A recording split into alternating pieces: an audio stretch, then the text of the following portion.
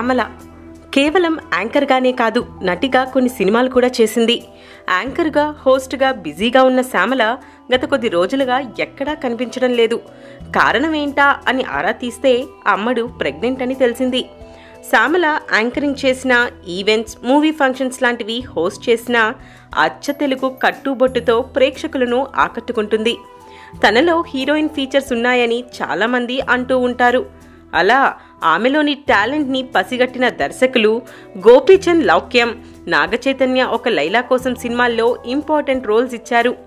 శ్యామలకి social మీడియాలోనూ following ఎక్కువే. ఆమెకి 2 million followers ఉన్నారు. అనసూయ, రష్మిల తర్వాత అంత పాపులారిటీ ఉంది ఆమెకి. అలాంటిది సడన్గా ఏమైపోయిందబ్బా అనుకుంటూ ఉండగా శ్యామల ప్రస్తుతం 5 నెలల గర్భవతి అని తెలిసింది. రీసెంట్గా ఓ ఇంటర్వ్యూలో స్వయంగా శ్యామలనే ఈ విషయం చెప్పింది. తనకి కొడుకు పుడితే ఇషాన్ అని పేరు పెడతానని, కూతురు పుడితే ఏం పేరు పెట్టాలో ఇంకా డిసైడ్ కాలేదని చెప్పింది. 6 ఏళ్ల క్రితం నరసింహారెడ్డి అనే వ్యక్తితో శ్యామల పెళ్లి జరిగింది.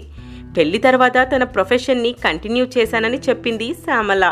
Please subscribe TFC Media channel for more information and latest current updates. Thank you. Do subscribe to TFC Media channel for more celebrity updates. Hi guys, I'm Minikali. All the best to TFC Media.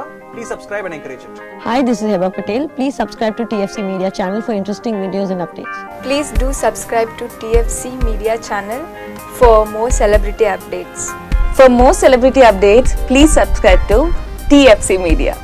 Hi, this is actress Nandita Shweta, TFC Media Private Limited. All the best.